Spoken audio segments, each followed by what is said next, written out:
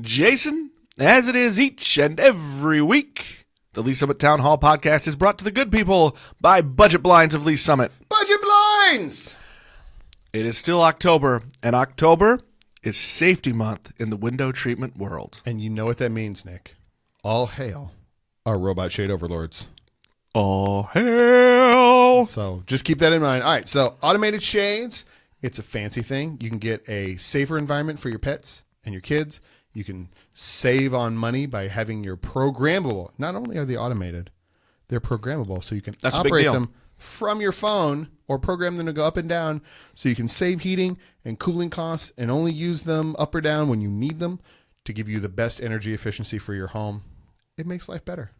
So make everyday life just a little bit easier, safer, and more secure. Go visit our friends at Budget Blinds right in the heart of Lee Summit in downtown. Tell them Jason and Nick sent you.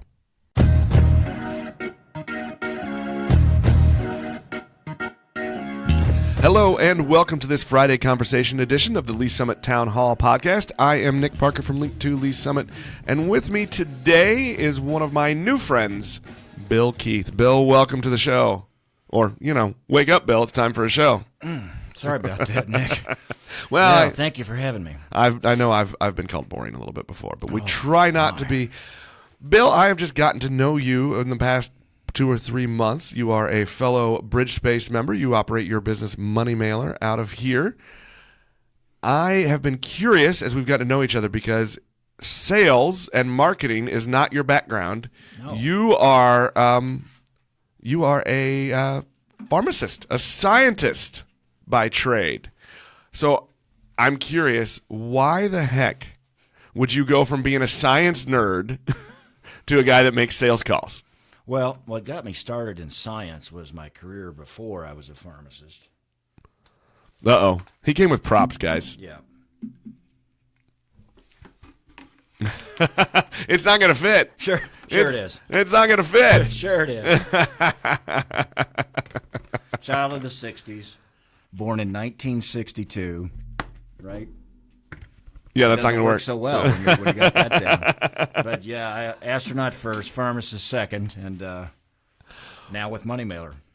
Well, I'm gonna say the astronaut part is probably all about being a kid of the 60s, It right? is. Born in 1962, and you can't imagine how big that moon landing was if you weren't there to see it. I was, let's see, in July of 1969, I would have been 6 years old. Yeah. What is going on with this headphone? Well, okay, I'm an old newspaper guy. Yeah. And I collect old front pages and newspapers. So I have 2 different I'm going to stop it. Because I'm going to go to the wide shot here, and we're going to put this on YouTube for everybody to see you. That's good. That's good. Now flip it. Nope, you had it. Now flip the ear. Oh, there you go. There we go. There you go. You see, I'm spatially, for a guy that used to be in space, I'm spatially challenged sometimes. Yeah. So I collect. Not an engineer. Right. I collect newspapers. So I have 2 different front pages from the moon landing, and they're a part of my prized possessions in my collection of big front pages. I also, because I know where you're from, I'm going to tell you, I also have the front of the Kansas City Times from October of 1985. I didn't know there was a Kansas City Times. It used to, yes, yeah. It used to be 2 papers. Oh. There was the Times and the Star, and they merged I believe it was the late '80s when they merged the 2 editions. Yeah. So it was a morning edition and an afternoon edition. I used to throw newspapers as a kid, and there was the Globe Democrat, which came out in the morning, and so I'd get up at 5 in the morning or so, or 4. And go out throwing papers, so it's there for people at 6 in the morning. And then the afternoon edition was the Post-Dispatch, and then they merged, right, and the Globe shut down. Yeah. So if you ever want to be reminded of the glorious fall of 1985, when my Royals defeated your St. Louis Cardinals. End of interview. That moon landing paper. I don't know if the Royals one is down there, but the moon landing paper is also in the restaurant at one of my advertisers, a neighborhood cafe. It is. If you've never been in there, it is. I think it's a historic place, isn't it? National Historic Place. If it's not, it should be. Yeah, it should be. And I'm going to tell you, and I'm hoping that the owner, Tony Olson, is listening. Yes. I was an editor at the Lee Summit Journal for a very long time, and it still pains me that none of my front pages are on that wall. Well, that says more about you than it does Tony. Well, I don't know. I think Tony can fix that for me, and I had some good ones. And here this show's really gonna be about you today, but I'm gonna make it about me for just one more minute. Sure. One of my proudest days as a journalist was here at the Journal. I designed the front page on September 11th, 2001. Oh my! And so, I mean, if any of them, come on, that should be up there. That should be. That was not kidding. That is. It was a horrible day in our nation, but one of my proudest days in the business to have helped tell that story and tell the story of how we reacted in this community on that day. Yeah, because it was a global event, but the globe is made up of local communities. Yeah, so that's very important, I think. Yeah. So it started off with me wanting to tease Tony, and now we got serious. Yeah. I even got a little emotional there for a second. I really do kind of. I've enjoyed getting to know you, but I've wanted to pick your brain a little bit about this because you have a long career as a pharmacist, and some of the things I've learned, you've some interesting things. You worked with the U.S. Olympic Committee as a pharmacist. How do you change careers? Because that is a very right side of the brain to the left side of the brain to go from working in pharmaceuticals to being a marketing specialist. How did that happen? There was several things. First of all, I'd done it for so long, and because the last 6 years of my working career was spent at home, and I had no gasoline expense, no work wardrobe expense, no eating out expense, and got paid as a pharmacist gets paid. And so I was able to save a lot of money. I made a couple of really lousy investments, so don't get me wrong, but I made many more good ones. And I got started early. And there's several financial planners and advisors in this building here at BridgeSpace, which is a wonderful space, by the way. And we try not to give Ben Rayo, the owner, compliments during the show. It's kind of a rule, and I realize you're new, so I'm just gonna let it out there. We say one nice thing about BridgeSpace's show. That's it. I've already complimented him today. In fact, they're having a memorial service here, and then through one of my other businesses that stemmed off of Money Mailer in this new career, I'm producing 2 television shows here at BridgeSpace. So you've got one end of the spectrum being a memorial service, ultra serious, ultra sad, and we've got a costume party, live, filmed before a live studio audience production of 2 television shows, 1-hour shows. So you've got extreme hilarity and fun on one end, and you've got a memorial service on the other. This building is really diverse, but I found out they don't do weddings. That's not allowed. That's true. Yeah. Well, so how did you make that kind of that transition? Because it's a big transition. It wasn't just finances. It was I had done it for so long, and I didn't want to die as Bill the pharmacist. And so I decided, okay, let's do something that is fun. I've now got the assets, but the real trigger point, and it was an absolute trigger, and it turned out, at first I thought it was the worst thing to ever happen to me, and it turned out to be the best thing, and that's that I was diagnosed as bipolar, and I went full manic for the first time ever on my birthday in 2016, so I was 54 years old, and it was a family disagreement, and I went ballistic. And I was in full mania for 3 full weeks. Probably that's a 10. That's 10 on a 10 scale. 0s being institutionalized or having the gun pointed at your temple. And I went there too, eventually. But at the 10 level, I was there for 3 weeks for sure, and then more of at a 9 level, I was probably there for 3 months. And over that 3 weeks, I slept an average of an hour a night. Was this a new thing in your life that developed later? Is this something? And I'm gonna pause really quickly because we didn't plan on going this way. But no, right. But one thing I've learned doing this show over the last few years is I've met people that talk about and are experts in mental health, and that it is important that we have these conversations and that we put it out there, that we have to talk about it and we have to remove the stigmas. So while I have no expertise, I do do have questions. Is this a new thing? Was this something you kind of had dealt with? Yes and no. I had gotten diagnosed with depression, which was a misdiagnosis and a bad misdiagnosis in 1994. And I went into an internist for a sprained ankle or something. It was a physical thing. And I'm a pharmacist, and I was working in poison control at the time. And so I knew this physician that was there at the hospital where we were based. And I went into him and said, I've got all these symptoms. It was a Zoloft ad.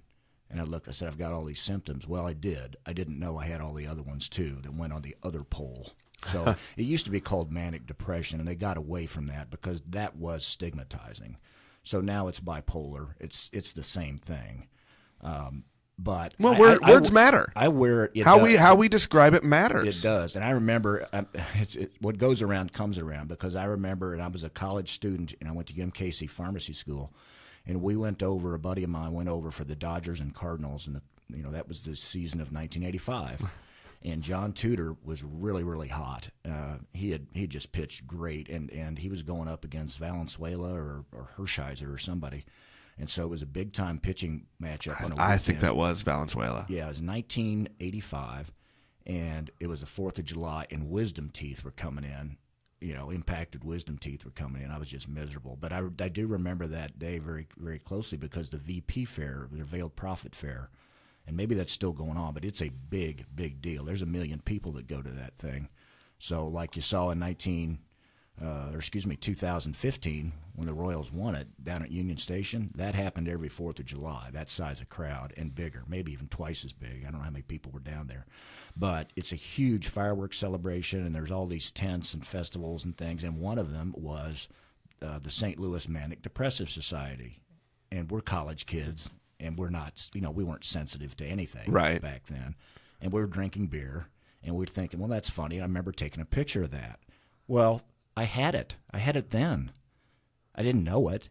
So you ask, is it a new thing or an old thing? Well, it's an old thing, but it manifested itself as full mania in 2016 on my 54th birthday. And the reason why it manifested that late was I was put on the wrong medication, and I was misprescribed. The reason I went to an internist and he prescribed me, that was when HMOs had started. And he was the gatekeeper. And if he didn't feel confident in the diagnosis, he would say, you need to see a psychiatrist. And then I could have seen a psychiatrist and would have been covered. But if I went to a specialist right away, I'm paying, $1,000 an hour or whatever, and then it may take forever to get in. I mean, those guys there aren't very many of them, and guys and women both. But there aren't very many of them. So that would have been a financial real difficulty for me. So were you still in the pharmacy business at this point? I was a student, but I got diagnosed in '94. Yeah, so I was a student when I took the picture, and I found it funny. But yeah, in '94 I was working in poison control at the time, and so he put me on an antidepressant, and so I thought I'd kick depression's butt for 22 years, and I actually I moved over here to Kansas City. After I'd spent some time, that was in St. Louis at Poison Control. So I moved over here to Kansas City, and the prescription came with me. My medical history came with me. And then the internist that I was seeing kept adding antidepressants because I had anxiety. Well, she gave me an antidepressant for that. And the psychiatrist later told me, well, there's one study that shows this thing works for anxiety. There's 1,000 that say it does not. She focused on the one. And so he said that was a mistake. And then they put me on an antidepressant for sleep. So I was on 3 antidepressants. So basically, I was on 3 stimulants, and I'm bipolar. You don't need to. That's the single worst thing you can do, other than misdiagnosing, is misprescribing and putting people on 3 antidepressants. I was on speed, basically, and here I am. And so that's why I went full manic. So in 2016 is when you had an episode, and I'm really not even sure how to state this and ask it. So bear with me, and if I'm wrong, correct me. I will. I'm always wrong. You have this episode in 2016, and that is when you realize that you need to see somebody. Absolutely. Could you do that on your own, or did somebody have to take you? I mean, and like I said, I have no I have no background Okay. in this, and I I have do. I no do. frame of reference Okay. to even give you real empathy, right? Right. So I'm trying to understand what that was like in that moment, because I feel like the way I have seen those episodes described, the way I've heard them described, I feel like it would be very hard to actually have the self-awareness to know I need to get to someone. Well, that's what it is, and because I'm medically trained, I mean, the first 2 years of pharmacy school when I went to UMKC were with the medical students. So we had half of a medical degree, you might say, and then we spun off from there and went more toward pharmacy, obviously. So in my training, and I worked for Truman Lakewood and some other places that had mental health wards, so I knew about bipolar disorder, but it's really hard. First of all, I'm not a psychiatrist, number one. Number two, I mean, my medical doctor, my internist couldn't tell.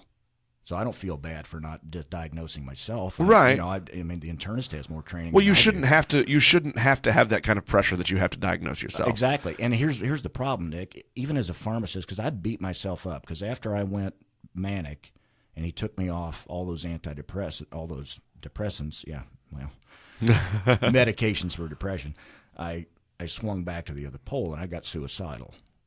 Now, that was after I was in treatment, so I was able to, contact them, and I called the suicide hotline. It's a cause I really believe in, and this is one of the reasons I'm talking about this. I wear this as a badge of honor because I'm one of the ones that came out the other direction. I'm in a very, very good place in my life, and I'm going to write a book called Connect the Dots, and it shows all the great things that happened to me, just almost on a daily basis, all the bad things that happened to me. But if none of those dots were there, I wouldn't be where I am today, which is a good place.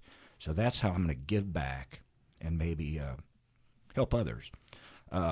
So before we go on, so we're talking here in a matter of 2 to 4 weeks. Mm-hmm. You've hit both extremes, both polar extremes. It was about 4 weeks, yeah. Is I that got suicidal twice? Yeah. Is that I don't know if the right word here is that a common way that it manifests itself? Is that, I mean, and I don't want to. Yes. I don't want to try to. No, it's all put understood. stereotypes in things, and but I'm trying to figure, is that kind of how it happens? It is, and there's a different. It's different for everybody in certain extents. Some people can go manic, or it's called hypomanic. 5 is the neutral point, so that's neurotypical people. So if you don't have bipolar disorder, you're spending most of your days, and you have mood swings, but they go between 4, a little sad, to 6. Now, sadness and depression are not the same thing. Depression has physical symptoms. I mean, when I got bad and got down to 0, you cannot get out of bed. It's not because there's no desire to get out of bed. You actually feel worse about yourself because it's 3 in the afternoon, you can't get out of bed. But for me anyway, my thighs, each one, felt like it weighed 400 pounds. It took me 4 trips to the restroom before I could brush my teeth.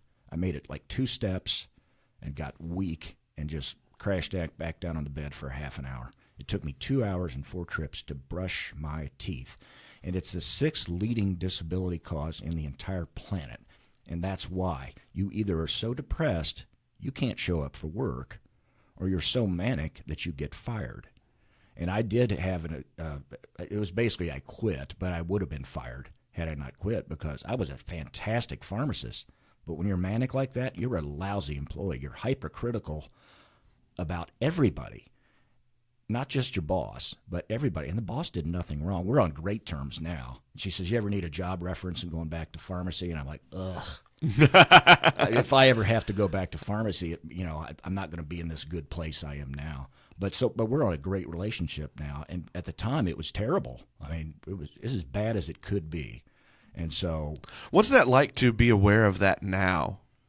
And so, kind of with that little bit of a hindsight to be like, I was in this place that made me a horrible, because look, nobody wants to lose a job, right? Yeah. So, and that is a horrible, horrible place, and we all want it to be somebody else's fault. And now you're looking back when you're 3-4 years later now, sooner and than that, and you realize, yeah, oh, yeah. Well, oh, that gets back to the question you asked me: did I seek help voluntarily? And I did, but it was sort of voluntarily. I actually had some legal trouble then. It was a municipal ordinance. It wasn't a huge deal. I mean, it's on the level of littering and disturbing the peace, right? It's that kind of thing. Yeah. It's not even a misdemeanor. Misdemeanor is a county-based charge, and you go to court. And I chose to go to court to fight this because I just knew I was right. Well, afterwards I was going, you know what? I am wrong because I was guilty in court. And the prosecutor says, well, we want incarceration. Of course, they always push for the maximum. Right. I think, and then my client or my attorney says, well, this is his first offense, and he has a pristine record. And, at the time I had a perfect 850 credit score. But the prosecutor called me a narcissist. And back in 1981, when I graduated high school, I was a finalist, one of 100 in the United States for Mr. USA Teen. And that's for community service, academics, and athletics. And that thing doesn't even exist anymore. It was a sort of a beauty pageant kind of thing. We had that's in the era of short shorts too. We had a little dance number. I'm glad that film is not. Is it? Look now. By the way, I am currently searching Google right now. But when I looked at myself, and I did this little bit of self-diagnosis because I thought, I wonder if I'm bipolar. And there's 11 symptoms, Nick, and I checked 9 boxes, and I thought back to things in the past. And since that was so recent, it said one of the 11 was gets into legal trouble sometime, for the very first time, loses a job sometime, and that was basically the first time. So I'm looking at all these, and I'm going, I've got 9 of the 11. And there's something wrong with me. There's no reason I should be, somebody that's community service should be seen as a narcissist by anybody. And that still brings me to tears that I was in that kind of condition. And so I thought, I need help. And so I went to Rediscover, and they saved my life. I have gotten to know some of the people at Rediscover, and I think that is one of the best organizations. It's fantastic in our area. Once I get some money, they're going to get, and when I die, they're going to get a big chunk of whatever I have. Let's put it that way. So, you are going through all of this, and you come to terms to leave your job. Yes. And I'm struck a little bit by you say you now wear this as a badge of honor. I do. That you have, is that because of an acknowledgement that you made to yourself? Is that because you've moved past a certain point? Is it a conglomeration of all of those things? It is an amalgamation of. That's the word. Yeah, Thank you. Yes, and dang it, I hate it when I get them wrong. Well, that's all right. That's the science part of me. Yeah. I know what. Well, I usually get the words right. That's I like to have that part. And I've got 2 dentists in my family, right? So they know all about amalgams. I'm sorry. We're proud of them, so that's all that matters, right? I just don't ever want to see them in that capacity. I always think of Steve Martin from Little Shop of Horrors when I hear dentist. So I never saw that one. I saw The Jerk, and that's that's kind of where I was even with the depression. Say, this is all I need. I need this lamp, and this roll of toilet paper. It's all I need. So just don't shoot the oil cans. I have right. I have very good. I have, and I do have a very strong fondness for movies. And the one thing I always wanted to do was screenwrite, and I've got some great screenwriting ideas. So I've always had that side of the brain, the creative brain. And bipolar disorder people, by and large, are extremely creative. Just because you're creative doesn't mean you're bipolar. Just because you're bipolar doesn't mean you're creative, but the tendency is there. I mean, I dream in color. That's supposedly rare, but I've never dreamed any other way. And I always thought, well, that's strange that most people apparently dream in black and white. Never heard that. But I dream in color. What color do you dream in? I think it's color. Yeah. I mean, they always seem real to me. Mine's vivid color. Right? I've never heard of that. I've never heard that where that it's common for people to dream in black and white. I mean, a psychiatrist out there. We're not doing this live, but they'd be calling in right now saying, "Well, Bill, you're off your rocker." I don't know. There's a reason I don't do this live because I step out on that edge a lot and ask these questions, and I like I said, look, I'm not an expert, but I'm curious, and exactly. so that's why I kind of want to do these, and I feel like. Even though we didn't plan to go down this road and talk about this topic, I feel like we didn't plan any topics. From what I've learned, yeah, is we just have to talk about it, and if we just put these things out there, it can help remove those stigmas. And so I want to go back to kind of your process of where you were, as you Well- you decided you need help. You went and got help. Yes. As a pharmacist, I felt humiliated that I didn't see this. And then I was like, you know what? This is your depressed brain talking, because it's people shouldn't have to diagnose themselves at first. And I knew I was bipolar. I just saw all those symptoms, and I thought back in my life, and I was like, yep, that explains this and that. One of the big signs, it's really more signs than symptoms. One of them is inability to keep a relationship. And I'm a heterosexual. I've always been. A buddy of mine likes to say I'm a flaming heterosexual. And so I kind of like that term. But my family has always wondered. I've never been married, never been in a long-term relationship. And they're like, is he gay? In fact, I'm doing these two film productions here at BridgeSpace on the 30th. And I'm trying to bring family and friends, because we want a lot of friendly faces in the crowd. And there's 120 seats, and we're trying to stack every seat with people that we know. So I invited my extended family from my dad's side, and just called one of my cousins, who's kind of the linchpin or the gatekeeper for the entire family, and said, call me back. I've got some really exciting good news. It all came kind of sudden, but I want you all here. It's my big day. It's my equivalent to a wedding day. So she calls me back the next day, and I said, are you even the slightest bit curious? And she said, sort of. I think I got it figured out. Well, of course, now I've got to ask her, right? And she says, you're moving in with a man. I said, no, not there's anything wrong with that. We'll go back to Seinfeld. But I said, no, that's not it at all. And then I told her about this. But that long-term relationships is a problem for bipolar people, and here's why. You're either depressed or you're manic. Right. You're very, very seldom in the middle. And sometimes I wonder if those questions and those kind of wink, wink, nudge, nudge questions about gender and sexuality are really because we're trying to avoid the real discussion, which is you have a mental health issue to deal with, and so are we coming up with these other things because we're more comfortable talking about it's much easier for us to talk behind your back, or to wonder, oh, maybe it's just because he's gay. Yeah. And instead of let's actually confront that there's a real issue. Right. Right, because gay's not an issue. No, we've gotten past that. Right. And that's, it took us way too long, but as a Yeah. society, we're finally getting past that a little bit. Not totally. Not in Missouri. Legally, not in Missouri. But instead of having the real conversation, which is that for your life, you've struggled. And you may not have even known you were struggling the whole time. Nick, I lived 22 years under the illusion of wellness. Those are 22 years I'll never get back. And most people are diagnosed at the age of 18, sometimes even as early as 16. I had it when I was 18. I look back now, because that was my first year of college, is that I had it then. And I went to law school, one of the best law schools in the world, one of the most expensive law schools in the world.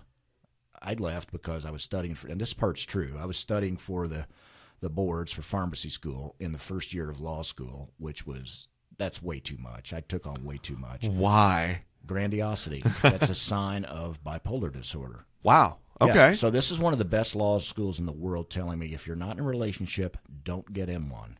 If you do not work, your law school first year is a full-time job, especially at Washington University in St. Louis.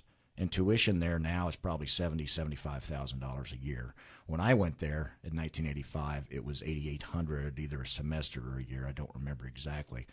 But I was distracted. That's another sign of bipolar disorder. I had grandiosity, another big sign.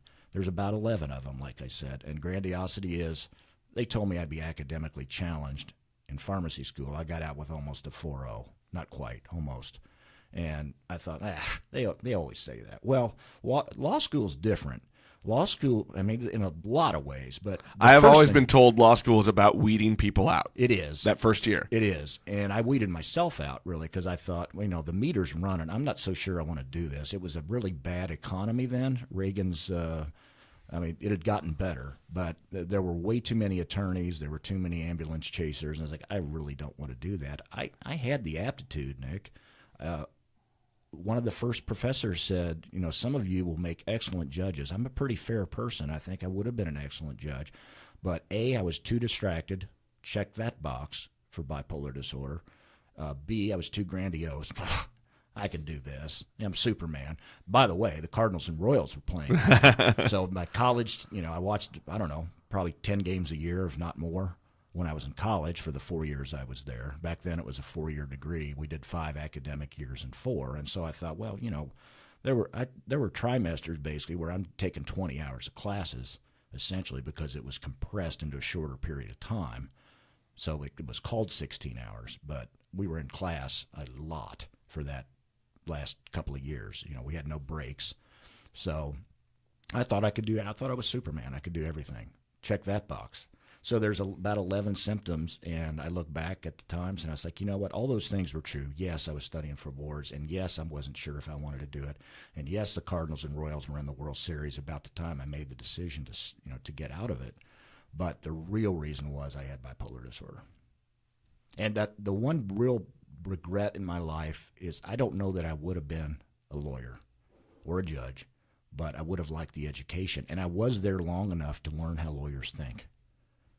I mean, I did pick that up. So I did get that skill for I think I paid $2,200 as it turned out because I got out pretty early. So I kind of like that. It was a little bit long description of how you feel now that you're able to look back at these things. Yes. and your perspective now as you do it. And so here's the thing. So all of a sudden then you decide, well, I'm not going to go back to pharmaceuticals. Not going into that. And you shift into, I'm going to go meet people. I'm going to walk into 25 businesses a day, maybe 40 businesses a day, and have conversations with people, and then try to convince them that I'm the one that can help them get better. Up until I was 8. And so that's a big switch. Yes.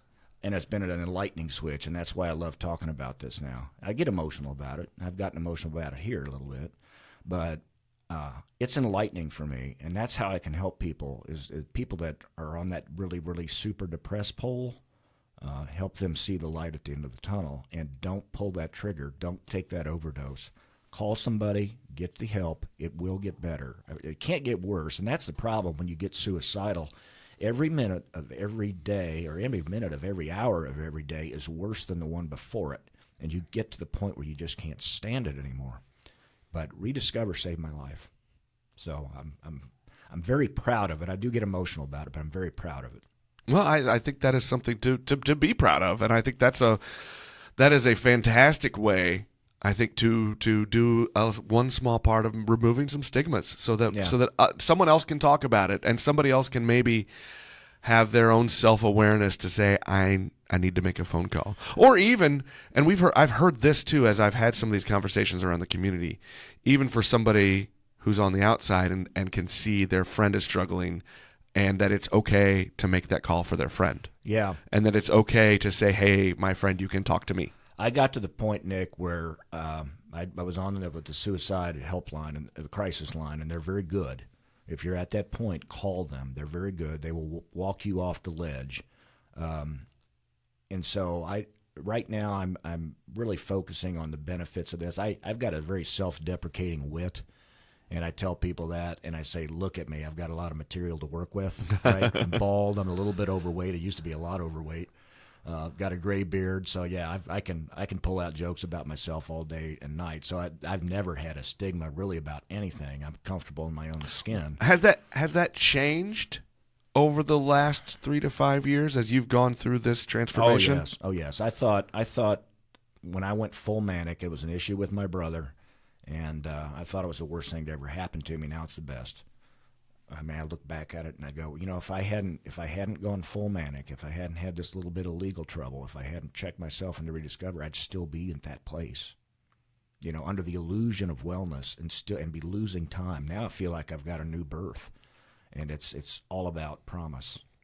I really like the analogy that you're creating, that you have gotten past an illusion of wellness. Yes, I like that, and I think that's something that probably all of us at some point have to see past. Yeah. And realize that there are some things we've got to deal with, and there are things that make us who we are. Yeah, the tears, by the way, that I'm shedding now are not tears of sadness. It's of joy, really, because I think about how far I've come. That's fantastic, and I really am in awe a little bit that we've gone here today, and that you're talking about this, and that you've been through these things, Yeah. and you realize that it was something that you had your whole life that was shaping who you are, and now you can say, I've recognized it. I'm moving on. It's a process, and you're proud of what it is. And because I've always wanted to write screenplays, and I've got a file, Nick, of 30 or 40 ones that I think that are really good. Some are very funny, sort of streams of consciousness, like a Mel Brooks type of thing, or a Monty Python, Animal House, that kind of stuff, all the way up to history. Dred Scott's one of my favorite topics. He really changed everything. That case, Dred Scott versus I forget, Ferguson or somebody, I remember who it was, but it was a case where he was he was a slave in Missouri but went north to Wisconsin, and that was the case that really brought on the Civil War, that ended slavery, that brought in bleeding Kansas, and I really love that topic too. I think that needs to be explored more in film, because people aren't aware the Civil War started right here. I just 10 years or 8 years before it started officially at Fort Sumter. I just this summer visited the Civil Rights Museum in Memphis for the first time, and it was an incredible experience. That is a national treasure. I tell everyone, you have to get there. Find the time, find the way, and get there. My wife and I went. It took us about 4.5 hours. It could have taken longer. The very last part of it, we actually left quickly because we simply could not take in anymore. Right, you need probably 2 or 3 days. We hit a point where mentally, emotionally, I could not take more information. Yeah, I just couldn't do it. And then we spent 2 hours trying to find a way to talk about it and struggling. I mean, just because it was that's great, so emotional, so much information, and you think when you go there that it's because it's at the Lorraine Hotel, right? Yeah, I was just going to ask you. You think that it's mostly going to be about Martin Luther King, which you could spend an entire day learning about his story, but it's not. It is our nation's history from the context of civil rights. Of the history from slavery on, and you learn so much. And honestly, we each had different points where we kind of were like, okay, I'm not going to go much longer. Right. For me, there is kind of a recreation of the Selma Bridge. Yes.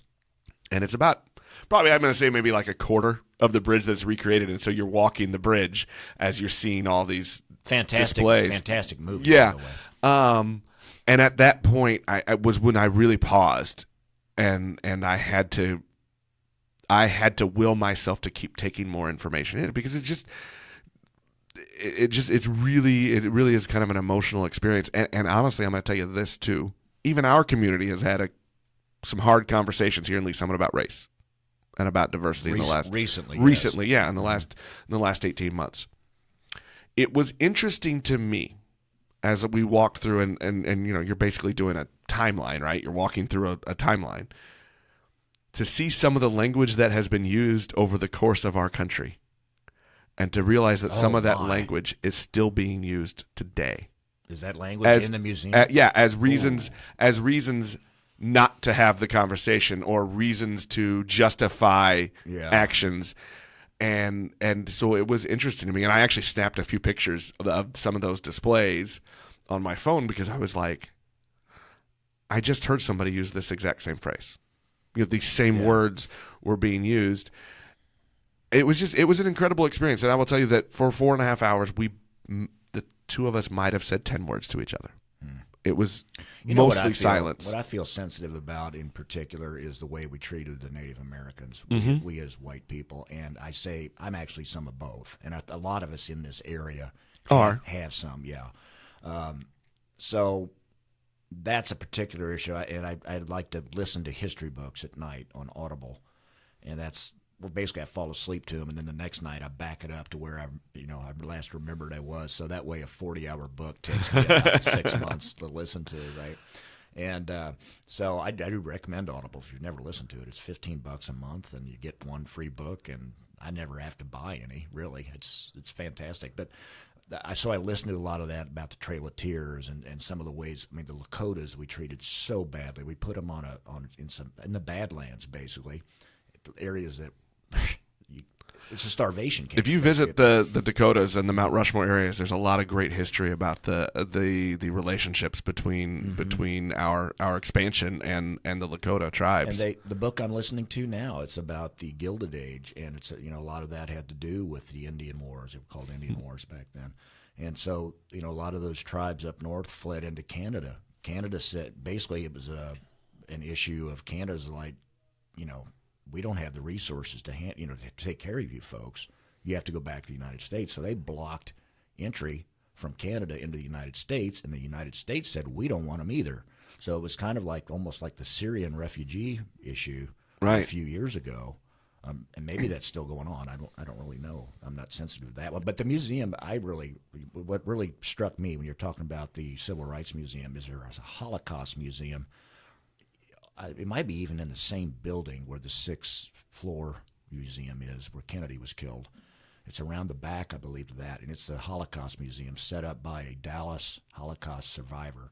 And there are pillars when you go in there that are striking, and you're like, what is that? Well, once you go over and read about them, the first pillar is 1942, and each pillar, by its height, is how many millions of Jews were killed. Wow. Or how many millions of people in concentration camps. Right. And so the first one is maybe a foot high, 1.5 feet high. 1943, it's 5 feet high. 1944 and 45, it's like 11 or 12 feet high. Wow. It's just ridiculous. And you look at that, you just cannot help but be moved. And that's the first thing you see. And then it's a circular museum, so as you come out, it's also the last thing you see. And it's the same kind of thing. You get to the point where you go, I just can't take it anymore. Right. I just cannot take it anymore. A woman, they showed some of the things people made to survive in the concentration camps. A woman had a pair of shoes made out of human hair. Huh. Wow. Well, we could, I think you and I both have a love of history, and we could talk about Yeah. our museum experiences. We probably have our favorites that we have been to. But I would be remiss if I didn't talk a little bit about some of the things you're doing. You've got some cool stuff. You are working on starting your own podcast that goes with your marketing business. What I really want to get to, though, is you're a little nerdy, and I kind of like it.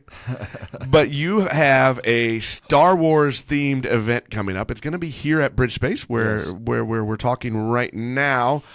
Tell me a little bit about this event coming up, because it's only a few weeks away, and I don't know how tickets are going to be around, if it's going to be available for people. But I want to give you a chance to talk a little bit about this, because there are lots of us nerdy types out there. Well, it's an event not just for nerdy types. It's also an event for people that love humor and love to look at gorgeous people, like myself, of course. But no, we've got professional models. It's me, Bill. Me, Bill. They all want to see me. You've got tickets, don't you? Yeah, I do. All right, so we're going to actually have professional models there too. They're going to be part of the team. So if you like to look at gorgeous people and you like to look at people in costumes, it is a costume party, because the day before Halloween, it's a red carpet event. We'll be opening the doors from 6 to 7 for red carpet photos. You can come to the cocktail reception, champagne and cocktails. Don't need a ticket for that. That's on us. They do require to have a ticket if you want to see the filming. The filming takes place on a closed set here at Bridge Space from 7 to 10, and we're going to record 2 television shows. Yeah, so tell us a little bit about the show itself and kind of what you're trying to do. Well, this stems from a bipolar moment, and 2 people that have this. We've got a theme today. Yeah, 2 people that have this are Stephen King and J.K. Rowling. So everybody knows Stephen King's books and Harry Potter books, right? A book comes to them, and I've heard them describe this as this way. The book comes to them in a lightning strike, and all they've got to do is write it down. Now, for her, the entire Harry Potter series came to her in a lightning strike of it's almost like a divine revelation, and that's what happened to me with this. This show, I decided we need to do this show on September 15th, and here we are 45 days later filming it with professional models, makeup artists, photographers, videographers, caterers, you name it. All that's been put together, and we're ready to film. We could film it now if we could assemble everybody at the right time. But I gave away 100 tickets on the first day. There's 20 left. They're probably earmarked for family, so they may not be available at all at this point. You can go to Fanboy Toys. That's my partner in this. He has one of only 2 Star Wars only vintage and memorabilia collectibles shops in the United States. So he sells nothing but Star Wars memorabilia, not toys. Fanboy Toys is a little bit of a misnomer. If you can get it in Walmart, he doesn't want it. Why would he want to compete with Walmart? Right. So if it's not in production anymore, it's considered vintage. And so the second of our shows is an appraisal show. If you're a true nerd, bring the stuff you had when you were a kid. He'll tell you what it's worth. The first show is more of a guest type of thing. So is that second show is kind of like an Antiques Roadshow, but for Star Wars memorabilia. It is. And my intellectual property attorney said I didn't want to be sued by Disney or anybody else. So I went there to say, are we free to do this? She says, Bill, it's already being done. It's Antiques Roadshow. She said Disney should love you for it. They might even advertise it. That's awesome. So these are going to be on YouTube, by the way. Each one's 1 hour. So what is then your first show? What is that going to be? Is it a panel discussion? Is it? It's basically a talk show, yeah. But talk shows on YouTube are boring. So my job is to make it not boring. I promise if you make it or if you watch it on YouTube, and we're actually going to put the first one on there probably in the middle of November because the movie's coming out. Star Wars movie's coming out on the 20th of December. So what are you going to be talking about in this talk show? Well, they'll be talking about more of 3 or 4 specific items and general themes, how to spot a counterfeit, how to tell the difference between a 1978 original Millennium Falcon from a 1997 reissued Legacy series, those kinds of things. And he just goes into amazing detail. So if you're at all interested in either the show or Star Wars, I would go to Fanboy Toys. He's behind Popeyes on Highway 7, and he is a money mailer advertiser. And here's the cool thing about how this lightning strike occurred to me. He was a guest of mine in the booth at the Blue Springs Fall Fun Festival. And the very first Money Mailer podcast we did, by the way, was Bill Fickle, chairman of the Fall Fun Festival.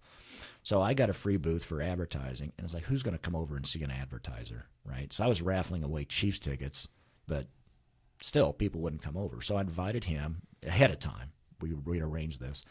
And so I said, bring some figurines, bring some lightsabers. And so we were lightsaber fighting the kids at night. Looked pretty cool. That's awesome. And that was a lot of fun. And I was doing the voice of Darth Vader. And I was saying, young Nathan is going to challenge me. You know, and I did that whole thing to the parents while they were recording this. You know, so their child had like a 30-second lightsaber duel. And, of course, they always won. Not because I let them, because I wasn't any good. And so I watched how Sean is his name for the stage for the purposes of our show. His stage name will be Chris, and if you see the show, you'll know why. But I watched how he educated somebody specifically about a 1979 Millennium Falcon versus a 97 Legacy series, and I thought he loves to do that. You could tell he was passionate about it. He loves educating people. And he also gave up a high-paying job to do what his passion is. He was making $150,000 a year working for some auto diagnostic company, and he was a teacher, basically. Went all over the country telling people how to use this diagnostic computer equipment. So he gave it up, and he's not paid himself like me with Money Mailer. I don't pay myself. I pay myself mileage. But I watched how he educated people, and I thought, there's got to be a way to take this to millions or hundreds of millions of people. Well, it's called the WWW World Wide Web for a reason, right? And YouTube will reach them, and it's not very expensive to put it out there. I mean, I think this whole production is going to cost us each $5,000. But on the business side of things, the potential, if it takes off, is massive. And for a $5,000 ante, that's not too bad. And it's going to be a lot of fun, right? Oh, it's going to be a blast. It's going to be a blast. We're doing it all in one take. We're counting our airs. I've got buzzers and all these goofy sounds. And I'm going to be in costume, so I will never reveal my face on the show. I'm revealing it here. So everybody on this podcast that's listening to the podcast today, yeah, they've got to swear themselves to secrecy. Yeah, there you go. There you go. Well, I don't think this is going to be seen by hundreds of millions of people like maybe our show will be. That's my hope anyway. No. But it is a costume I party. like my numbers, but they're not that high. So, yeah, you don't have to come in costume, but it can be real easy. So I was at my bank the other day, and I said, come. And as she likes to play tennis, I said, come as a tennis player. And that's easy for you. You've already got it. Right. Just come as a tennis player. Come as a golfer. Put a golf club over your shoulder, wear a little golf visor. and maybe some really loud, awful pants or something, and there you go. You're a golfer. Well, I'm gonna. You gave me something a little bit that I think is a perfect way for us to wrap this up. You said you're gonna do this in one take. Yes. And you're gonna count the mistakes. You're gonna make that that part of the show. So that's a great kind of full circle, I think, from what we started about, where it is about owning who you are. It is. And making it a part of your life, and that is really cool. Bill, I want to thank you for sitting down with me. I know I asked you kind of a last minute deal yesterday to do the show, but and I said we were going to talk about your business and who you were, and we didn't. And so look, I really want to thank you for going somewhere we didn't plan, but going somewhere that was very personal, and for helping erase some stigmas and putting your story out there, because that's a big deal. That's the bigger story here, and I'm glad we went that direction. And thank you for having me. It is the 6th leading cause of disability worldwide, people. If you don't have it, you know somebody who does. You may not know it, they may not know it, but if they've got, check out the symptoms. Just go to Wikipedia; they're correct. Just check out the symptoms and say, do they talk a lot? Do they talk fast? Do they put on weight? Do they lose weight? There's so many simple things to see. Can they never keep a relationship? Do they drink to excess? I even checked that box. I didn't drink often, but when I wasn't needing to drive or wake up early in the morning and go to work, basically it was on vacations, and I would get obnoxiously drunk and lose an entire day of a vacation nursing a hangover that I'd spent some money on, to go to Cleveland for the Rock and Roll Hall of Fame. We were there for 2 days. And I missed an entire day at the Rock and Roll Hall of Fame because I was nursing a hangover. And that's the worst, because when you get to that stage, when you're depressed and you're nursing a hangover, you self-loathe, and it's horrible. So thank you very much for having me. I appreciate it. I think this is a really bigger, more important topic than my business. Well, I appreciate it, Bill, and we will make sure that we both push this out to as many people as we can, because we got to keep talking about it, man. We do. Thank you for having me. Bill, thank you, and we will talk to everybody next week.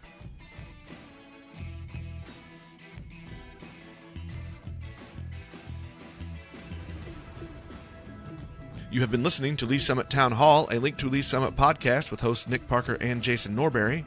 A proud member of the Fredcast Network, you can subscribe to this podcast on most of your favorite podcast apps and catch us every Monday, Wednesday, and Friday for all the news, analysis, and conversations on the Lee Summit community. Connect with us on Facebook at Link to Lee Summit or on Twitter at LS Town Hall.